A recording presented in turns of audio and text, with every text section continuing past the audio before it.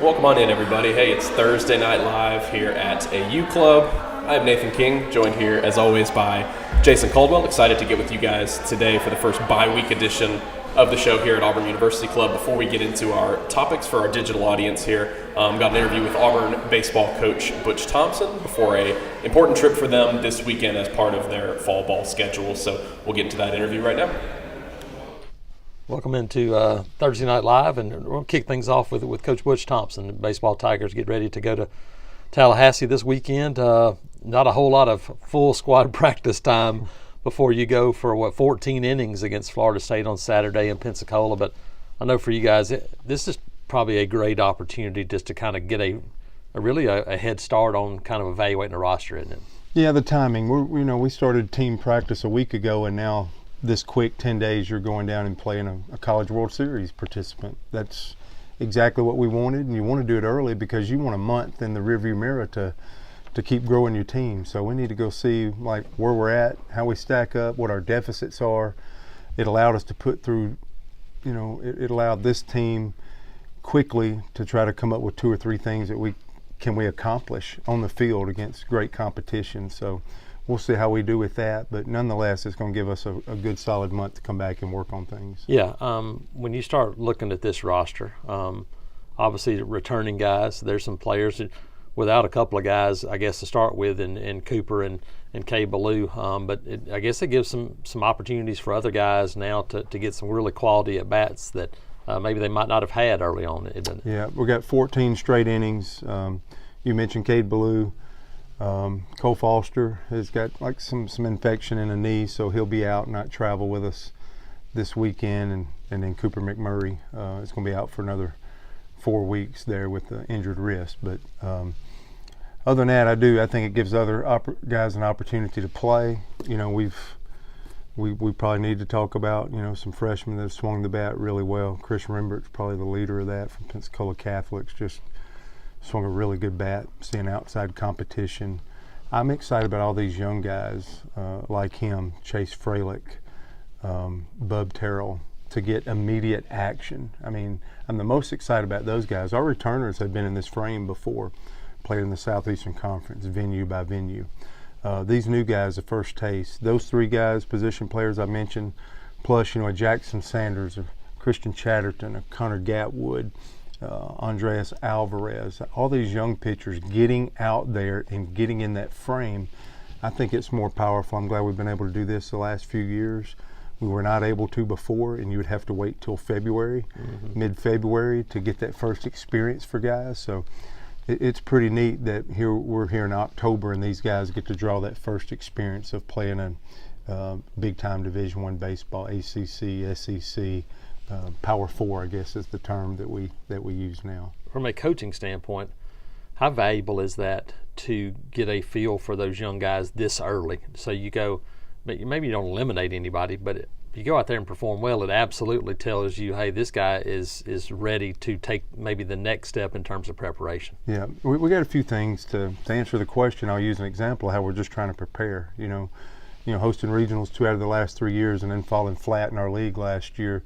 How are we going? We're not just going to work hard. I mean, that has to be a given for every team and every coaching staff and every player that's trying to be part of a great team.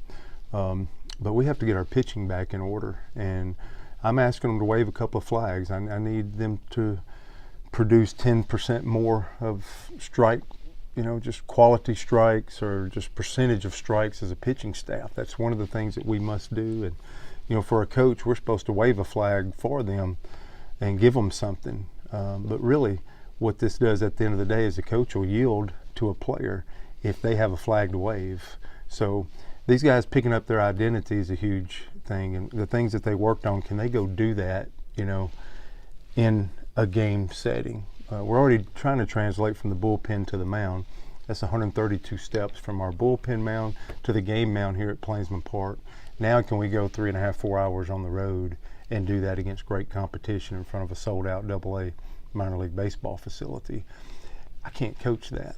I can give them a flag to wave. Ultimately, it's even better when they have their own flag to wave.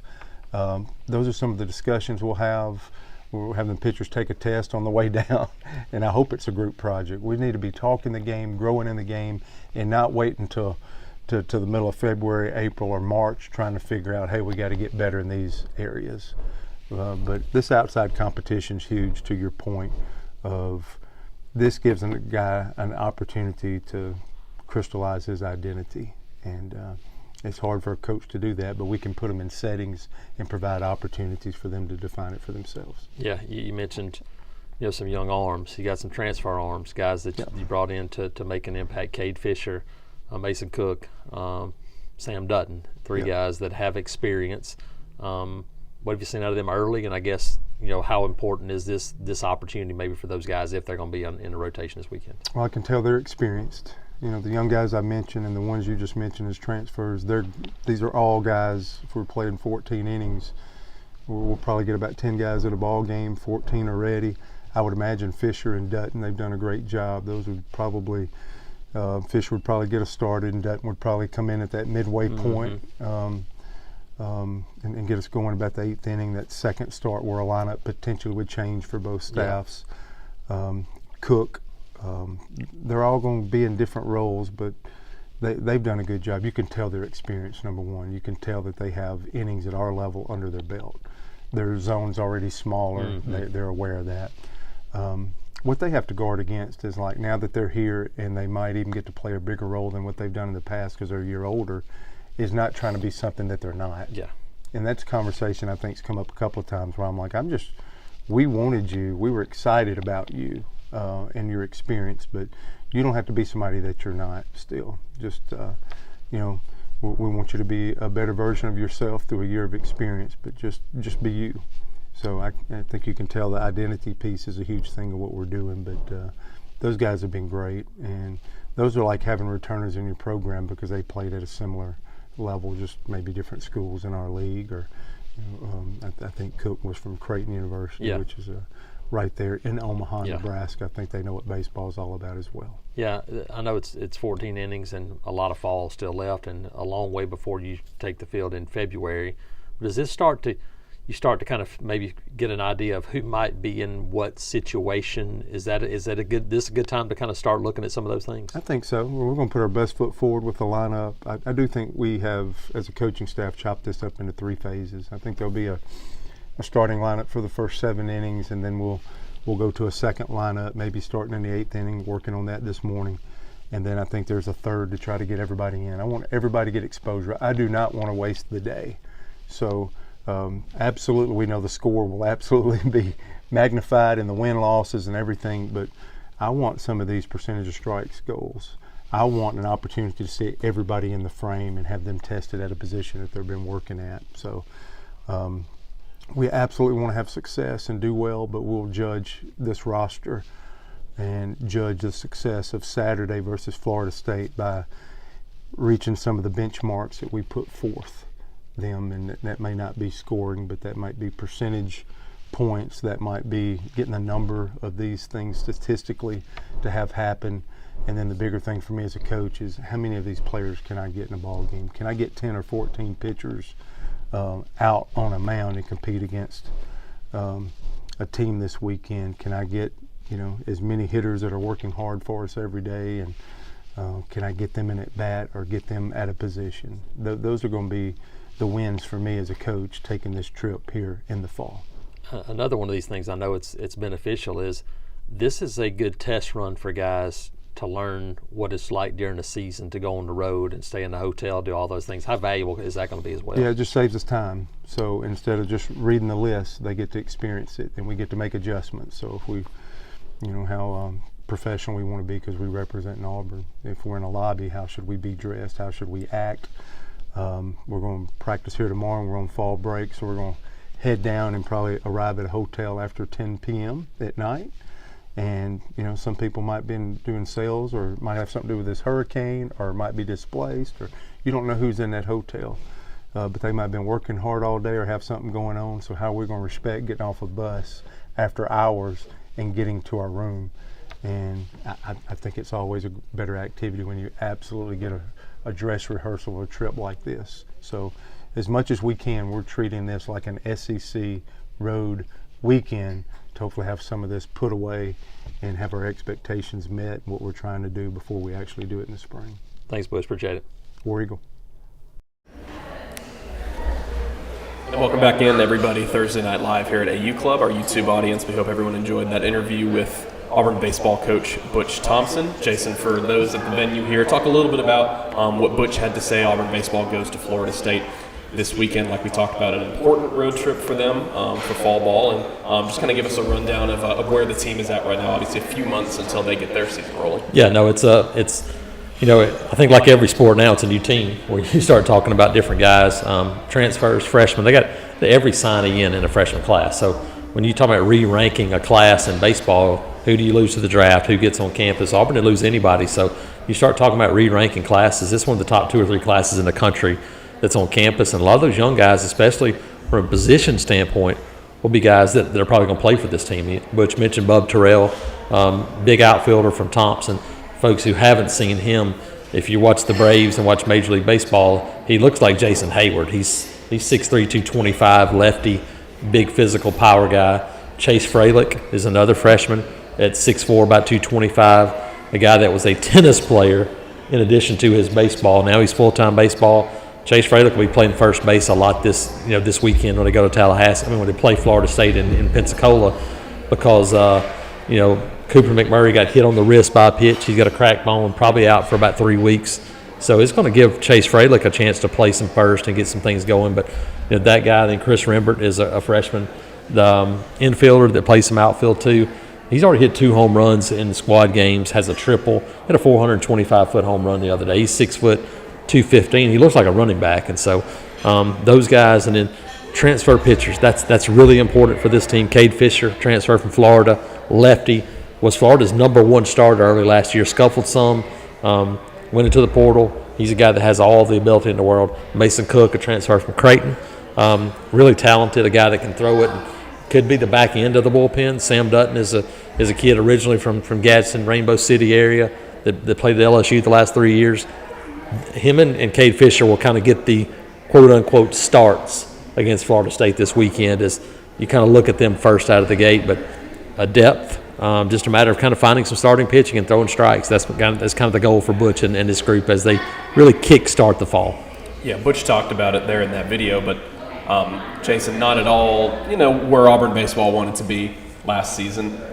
You've talked a lot about the newcomers, what they're able to do with this roster, putting it back in a spot where the SEC, it only gets better with Texas and Oklahoma. Baseball is.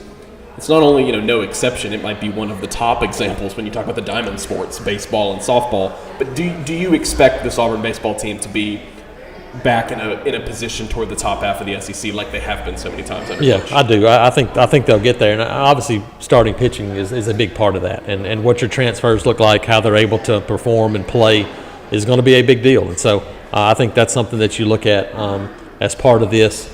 Can they be that difference in terms of starting pitching? Can they do those things? I think that ultimately will determine. I think position-wise you'll be pretty good. I think even last year they were pretty solid position-wise. They just couldn't get any pitching to kind of carry the water. That's going to be the goal now for them. They brought in some transfers and things that guys that should help them, and we'll see if that's the case, as they get deeper into the fall and the next spring. Jason, we look back now to the Georgia game for Auburn. Of course, they're on their first of 2 bye weeks this season. It's been a while since they've had a couple bye weeks in 1 year. Obviously didn't go the way Auburn wanted it to in Athens. They fall 31-13 in that game. And you hate, Peyton Thorne said it a couple games ago, you hate to look for silver linings at this point. You're 2-4 at midseason, not where you wanted to be in year 2 under Hugh Freeze. But let's go back to that game just a little bit. We talked about it before we got rolling. This is the first time since 2009 Auburn had over 300 yards of offense in Athens. That's just generally a place where they've gone and not been very competitive. And this was a 21-10 game there at the beginning of the fourth quarter. Again, you don't take moral victories. You certainly don't take moral victories against your rival, a team that you're trying to stack recruiting classes and get a little closer to. But I guess just your takeaways from that game and that performance in Athens, because I think it almost did a better job of displaying what this team needs to work on because they didn't turn the ball over. And so it better exposed some other things for this team because you weren't focusing on a pick six. Yeah. You weren't focusing on 5 turnovers. Yeah, I think it shows you, it also gives you a little bit better feel of how close this team is, yet still how far away they are because of the lines of scrimmage. And that's really where it is. The mistakes, those small things that happen where you get called in a substitution and give a team an extra first down, whether it's a false start that puts you behind the chains. Those are things that this team can't overcome. And I think that was magnified last weekend because you didn't turn the ball over. Played pretty solid, but you had issues getting to the quarterback after Keldrick Fall got hurt. That's one of the things that we've talked about. And so I think you look at it and there are lots of things that you can build on, but it also shows you still how far you have to go when you don't make the big mistakes and it's still not good enough. Now, you played better, and it's as good, like I said, it's as good as they played in Athens in a long time. But once the 4th and 1 happened, you said that's it. So you had chances to stay in the game, but once they scored and went up 14-3, you felt like you were fighting uphill, even though you were in the game. And that's the case. It showed up again Saturday. Of this team just doesn't have room for error, and they were small errors against Georgia, but that's all it takes. You're making strides. And I wrote Monday, and we talked about it. I know lots of Georgia folks, and those people are like, hey, this is a better roster. It is a better roster in terms of the talent for it, but it's still not a roster that's able to go compete with Georgia and Alabama right now at the line of scrimmage, and that's where you're at. Yeah, I mean, you talk about what Hugh Freeze's goal is with this program. It's to stack these recruiting classes. You are a little bit closer at this point to Georgia or an Alabama when you look at what they did in the 24 class, Auburn's 25 class. Obviously, I mean, anytime you're in contention for number one, you're obviously doing a better job with the talent. But I think, Jason, it's almost exemplified because of the focus this week we've seen. And I don't want to get into the Peyton Thorne 4th and 1 thing because that's been beat to death this week. But it goes to show why are people getting so attached to this? Why did it end up being something that's talked about so much? It's because the team is 2-4, and it's because there obviously are a lot of frustrations right now. Again, I think it's another example of the execution, and Freeze talked about it this week. Execution is probably the biggest frustration for this team right now. But at the same time, that's obviously a decision and a play in that game that was very crucial. And like you said, after that moment when Georgia had a short field, went up 28-10, you felt like that was the ball game. They couldn't pick it up. And I think it's a carryover from Oklahoma where you have an 11-point lead and you have situations. And Hugh Freeze has talked about not playing winning football in situations, and whether that's sideline, whether that's execution, no matter who it is, it's happened. And there were situations. I thought the 4th and 1 was a perfect example of a reminder of very late in the Oklahoma game where you can call a timeout. And I thought that was an opportunity that was missed. Hey, call a timeout. Make sure you know exactly what you want to do on this play on 4th and 1. They've given a whole lot to Peyton Thorne. He has a whole lot of the game in his hands. Maybe it's time to dial back some of it. Now, a lot of the success they're having is because of the things he's doing at the line of scrimmage. Maybe in some key situations you want to go, hey, let's make sure we know where we are here. Make sure we're all on the same page in those big moments. And I think that's something to watch for. Maybe after the bye week, because this is a self-scout. This is the week where you look at it and go, okay, where can we improve? Where do we have to improve? What's some things we can do to get better in all facets of the game? And I think for this team, it's those winning moments, those key situations, third down defense, red zone offense. Red zone defense had been pretty good until last week against Georgia. Yep. But I think now it's situations. Can you handle situations and improve in those areas? Yeah, that's what Hugh Freeze talked about this week, about their bye-week focus, putting in a lot on execution. He said, quote, we're not executing calls properly. And, I think there maybe is a little bit of a false narrative at this point in the season of, Freeze throwing players under the bus. I don't necessarily think that's been something that's come up a lot. I do think he's been very honest and open and transparent and truthful about some of the issues that they've had. He said this week on Wednesday about, you mentioned it, the situations, quote, we can talk about explosive plays we give up, third down production on offense and defense. Ultimately, I think it comes back to us being able to execute the given calls. And then later he said, we feel like the failure, talking about the coaches, is because we're not executing calls properly, and then we've got to correct that somehow. And so I think in that sense, Jason, this is a well-timed bye week for them, not only because a couple road games coming up that you probably need to steal at least one of them to go to the bowl game, but it's feeling like sort of the inflection point for this team of, hey, you're right on the precipice of maybe making good on some of these improvements, get a few more practices, kind of take the pressure off of having a game on Saturday, and just focus on going out there and doing what you're supposed to do every play. Especially, I mean, you think about it, and obviously a lot of focus is on Peyton Thorne and those things, but you think about how many young guys, how many freshmen are playing for this team. You don't see, and we've talked about this a little bit before, you can see a pro football focus grade, but they don't know the call, and they don't know exactly what every player is supposed to do. So sometimes you don't get a true sense of maybe who's performing well, who's performing not. We talked about it earlier in the year. A couple of the interceptions were balls that should have been caught. Well, they go on Peyton Thorne's numbers, but those are plays that you look, one may be a touchdown, the other one could have been a 40 or 50-yard play if you help out a little bit here or there. So there's a little bit in every area to focus on when you're 2-4. Coaching, play calls, execution, all those things come into focus. And having a bye week now, you're right, gives you an opportunity to take a deep breath. You don't have to worry about preparing for a game on Saturday, and you can go, let's clean it up, fix this. Maybe there's some things you want to do different. This is the time to do it. And I think you look at it, Keldrick Falk got banged up, Luke Deal got beat up a little bit. It came at a good time for them now as you get ready for a couple of road trips too. You play Oklahoma and Georgia back to back, and you're going to take a little bit of a beating. Yeah, and one guy I wanted to mention as well, it's obviously very important for them to get healthy this week, even if guys haven't been out per se or taken off the field. I mean, dings and bruises, they happen in high-level football.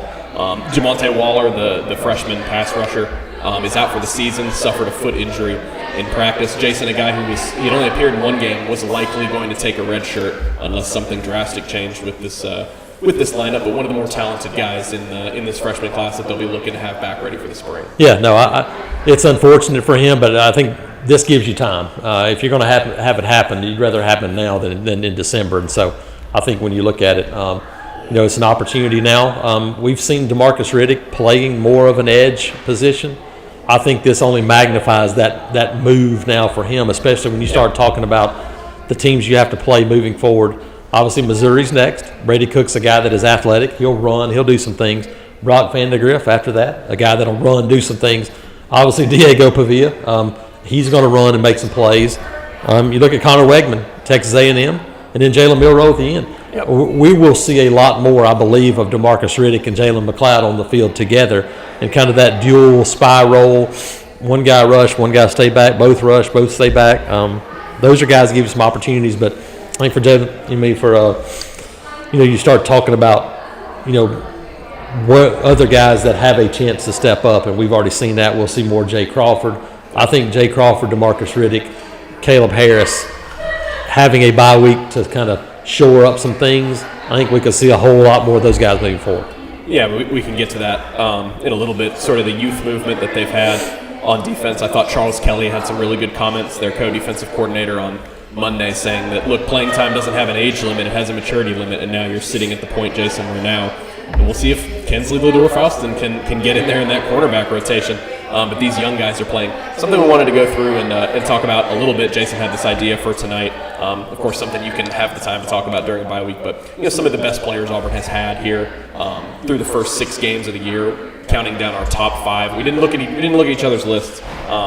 So we might have a few differences here that I'm interested to see what Jason's got. My number 5, Jason, is Connor Lew at center. I think maybe you wondered if there would be a sophomore slump for him. I think he's been pretty solid. I think that role, all 3 of those guys on the interior, I think have been the best part of that O-line. Dylan Wade, Jeremiah Wright have been very good. I think Connor Lew takes on a lot of those responsibilities from that center spot. Yeah, no, I agree. I mean, he's been really good. If I had a top 10, Connor Lew would be in my top 10 without question. I had him; he'll be right outside my top 5. But McConnor is a mainstay, a guy that continues to play well and do some good things. My 5 is Jalen McLeod. Jalen's been good. He's had to do some different things for this defense and drop and play more of a true outside linebacker. But I think Jalen's a guy that we could see more production down the line for this team. But so I had Jalen McLeod as my number 5. My 4, Jeremiah Wright. I think Jeremiah Wright's been really good. I think he's been a physical offensive lineman.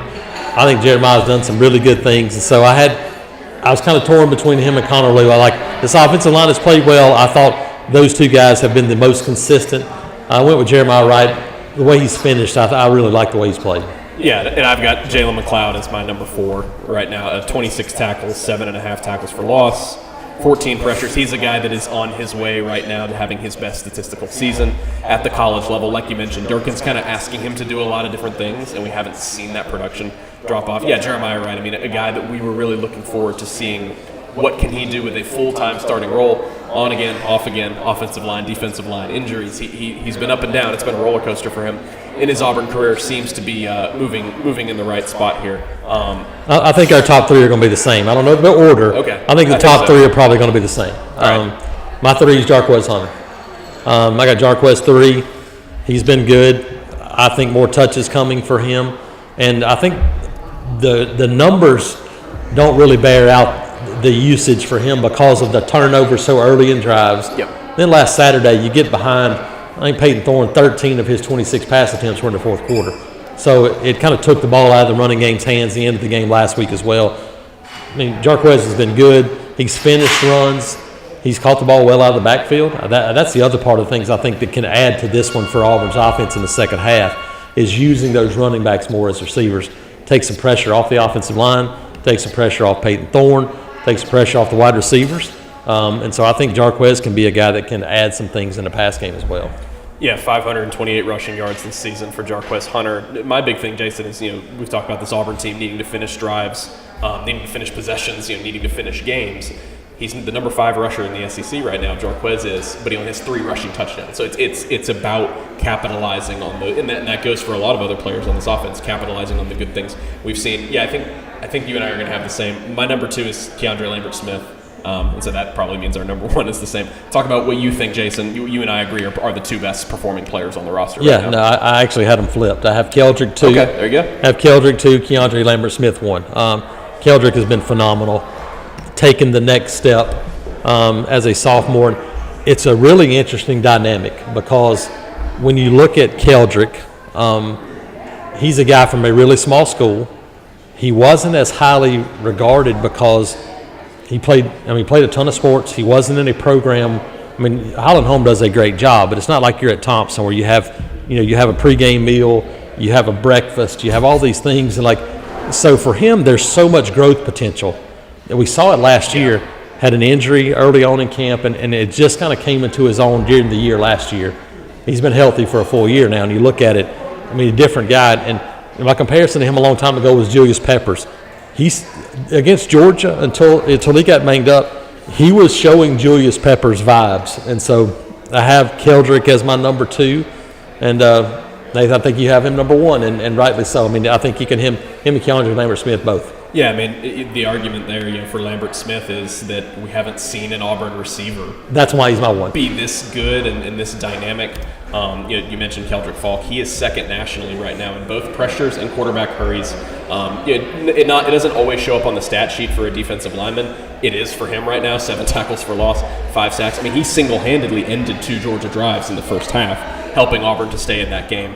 Has come along as a leader as well as a guy that we knew took that big jump from his freshman year to his sophomore year. Yeah, Keandre Lambert-Smith is on pace to be one of Auburn's best receivers of the past couple decades. 510 yards and 6 touchdowns for him right now. The touchdown record, by the way, at Auburn in a season is Terry Beasley with 12. So he'd have to keep that going, and he'd get it for the rest of the way. I think, Jason, you've seen a guy come over and be basically exactly what Auburn has wanted him to be. When you bring over a 5th-year senior, a guy with Power 4 experience. And this is, and I think, to find maybe some silver linings where you can, and I know they want to get other receivers involved, but this has been with turnover troubles. This has been with multiple quarterbacks. This has been with a passing game that has struggled to finish at times. And you've had this kind of production from Keandre Lambert-Smith. He would be Auburn's first All-SEC receiver since Sammy Coates in 2014. We'll see if he's able to continue that in the second half of the year. Yeah, I mean, you look and Darvin Adams in 2009 had 10 touchdown receptions. The last guy to get double digits in touchdowns before that was Terry Beasley. That was it. I mean, you're talking about, 50 years. In 50 years, you've had one guy catch double-digit touchdowns. And so, that's how different it is, and that's why I've had him number 1, because it's such a different thing than we're used to. Yep. And that's the one thing about this offense that gives you hope going into the second half, is that they can run the ball. They've had success throwing the football and making big plays.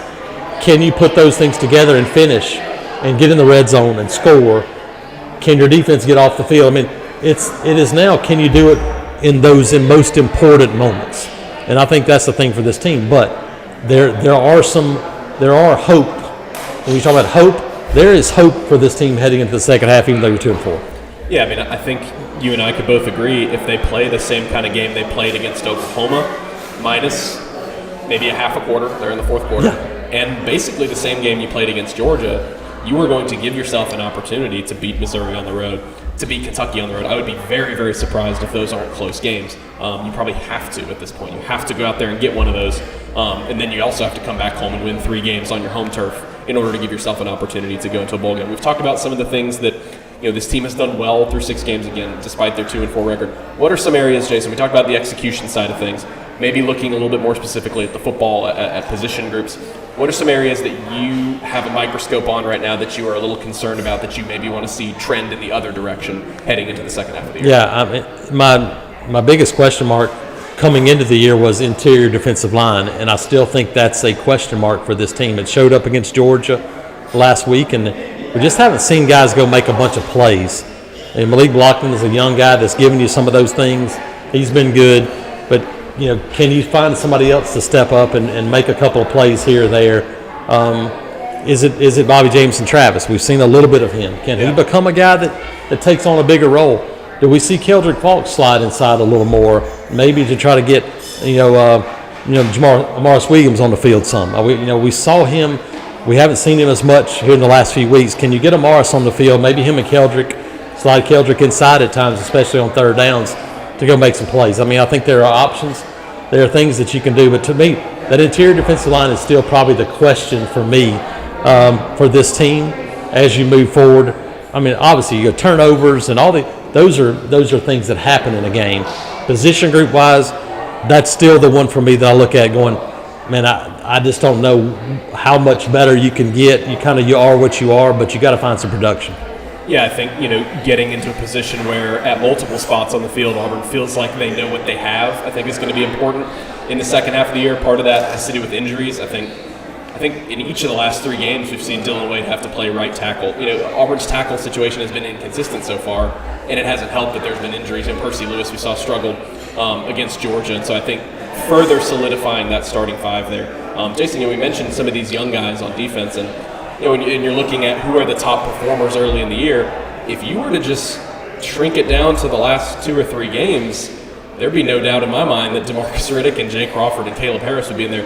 You mentioned DeMarcus Riddick, really interesting player. I think they're using him very intelligently because of his versatility, because of his athleticism. Jay Crawford continues to be a guy. And look, this cornerback situation, you can trace it all the way back to Colton Hood. You can trace it all the way back to J.D. Rim. Tyler Scott. Tyler Scott's injury. Keontae Scott not working out. Champ Anthony's injury. It's a ton of things. They've been through it at cornerback, but at the end of it, they've got a true freshman in Jay Crawford who has performed very admirably. And so for me, we're talking about trends in the second half of the season, and it goes to offense as well. We haven't talked about these guys very much. Cam Coleman, Malcolm Simmons, Perry Thompson, we've seen him on the field a little bit more. Can these freshmen continue to develop? Because I think a lot of times we say that as just sort of a cliche, just kind of throw away, well, get your freshman in there and get him developed. We are seeing in real time what it looks like to have really talented players and for them to start to figure out their role. If that continues to go the right way for them in the second half of the year, I think you're only going to see guys like Malcolm Simmons and DeMarcus Riddick and Jay Crawford. You're only going to see them get better over the second half of the year. I thought Hugh Freeze said something really important when you're talking about freshmen and Cam Coleman. We saw Cam early on make a bunch of plays, and lately we haven't seen as much of that. I think one of the things that we're going to have to see from them is him and Malcolm Simmons and those guys. They got to be able to move them around to different positions. I thought Georgia said, hey, we know where Cam Coleman's going to be. He's going to line up on the left side. We're going to bracket him every play, and we're going to make sure that he is not a guy that beats us. And so, Keandre Lambert-Smith, they can move. I think it's helped him become a playmaker, but I think Cam's got to be able to move himself. They got to be able to move him inside, put him in the slot, do some different things. He is one of your guys that you have to start getting touches for. But if you have to play him in the same spot over and over, I think that's a big deal. So I think, can they move those young guys around at wide receiver, get them in some different spots? I think that's important. And you mentioned, offensive line. Can you get Tyler Johnson more reps to get him back on the field. I honestly think for this offense to go where it needs to get, he's a much more athletic offensive tackle. I think he gives you more down the line than Percy Lewis. Can you get him ready in a bye week to go to Missouri and maybe play more reps to get him prepared? He is the future of the position, and right now I think that's a guy that you may have to take more looks at. Yeah, you're already seeing it right now with Braden Joyner, and now he's getting those opportunities because of the injuries to Tall Miller. But that is an example of a young guy that they see a really good outlook for. Yeah, I mean, I was really high on Tyler Johnson at the beginning of the year. I think he was swimming there at the beginning. Decided to take him out, put in Percy Lewis. I think in terms of a ceiling, Tyler Johnson is more of that guy. Touch on one more player, Jason, and then we'll get to some games this weekend that we want to talk about. I don't think I included him on my top 10 players of the first half of the season. I don't think people realize how good Caleb Harris has been at safety. You mentioned Pro Football Focus, some of the more advanced numbers. Number one, he's one of the better tacklers on the team right now, but his tackling grade, Jason, is second among all true freshman defenders in college football, period. PFF has not tagged him with a missed tackle yet in his time on the field. So that pairing with him, with Jaron Thompson, the veteran safety there, I just think, you and Christian go back a lot, talk about Caleb Harris, because he was a guy that y'all were on very early. Charles Kelly just gushed over him on Monday. He is probably the number one guy. DeMarcus Riddick is starting to get close to him. The number one guy that I'm saying, looking at right now, and he's kind of flashing. And you're like, oof, I can't imagine what he's going to be like at year 3 at Auburn. I think he can turn into a pretty good player for them. Yeah, no, Caleb's a guy that I don't know. We probably saw play 2 or 3 times over the course of the last couple of years, and so the one thing about him is we talked about playing in a program. Well, he played in that Thompson program. We talked about it. And there's 2 ways to look at it. For a guy like him, excuse me, he wasn't a guy that was physically a guy as a ninth grader that said, oh, this guy's already there. 50 offers, can't miss guy. He had to develop. And even at the end, he was a good player, but Auburn was one of the few schools that came after him hard. Excuse me, sorry. And so they were able to get a guy that's a sleeper. I mean, he wasn't a highly recruited guy, just a football player and a guy that can really get after it, and I think a bright future for sure. Jason, guy we want to touch on real quick, Christian had him on the podcast this week. Not a lot of recruiting we wanted to get into on this show, but some news for Auburn on, I guess, last Sunday after the Georgia game. Cale Ellis, it's not a new commitment. He was committed to Auburn's 2026 class, reclassified to 2025. And Christian mentioned it in content after the fact, but we were there, got to see that private workout that he had there in the summer, and I came away just, I'm not around these players as much as you guys are, but just insanely impressed. I was like, wow, that guy's a 2026. I know you have talked about that lineage for him, maybe just being an easy plug-and-play guy after Connor Lew. Talk about what he gives, not only rankings-wise, giving Auburn another good player in their 2025 class, but what you've seen out of him as a player as this team continues to try to pull out of the depths that it was in terms of recruiting offensive linemen moving into the future. Yeah, you look at it, and Connor Lew's a true sophomore, and so you start thinking about him going, can Connor Lew be a 3-year guy that goes to the NFL? It's hard at center, but he's a guy that has that potential. You think about bringing Cale Ellis in, red shirt year 1, maybe step into that role. You also have Dylan Senda, who I've had people ask about him, and people have to remember about Dylan Senda is that he came in from Northwestern, and he wasn't a guy that had a year's red shirt. Last year he was a true freshman, and so he's a red shirt freshman now, working at center as well.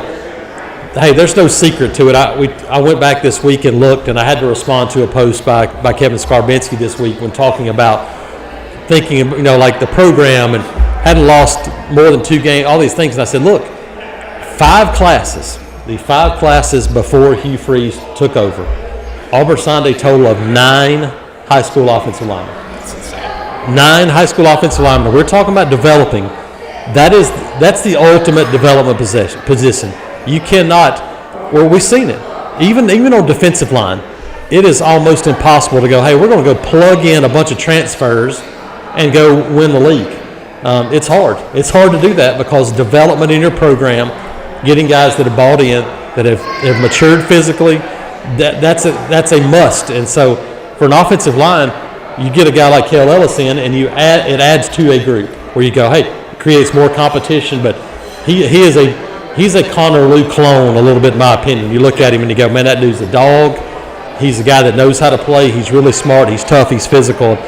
When you start thinking about centers in Auburn's history, and I think about John Hudson and Ben Tamarello, and then you go all the way up to Ryan Pugh, and then that is the trademark of an Auburn center. And so I think about Reese Dismukes. That's what you think about with an Auburn center. And so he is the next in those line, but I think you start talking about it, he gives you the things you're looking for to build an offensive line for the future. Jason, before we get out of here today, obviously Auburn is on a bye this weekend, their first of 2 bye weeks. But it is a smorgasbord of college football for Auburn fans to be able to take a breath, take a little bit of a breather on Saturday and poke around across the country. People kind of looked at this before the season, as even before we had rankings, before we saw things played out, saying this might be the best weekend of the year. A couple top 10 games, Ohio State going to Oregon. Jason, I think Ohio State is maybe a little bit more consistent. I trust them a little bit more right now. But as Christian brought up a great point today, like that road trip, that cross-country road trip that we're seeing in the Big Ten, and we're seeing it in the ACC. You just saw it with Miami. They should have lost to Cal. Now they had a great effort to come back and win that game. It has taken a toll on teams.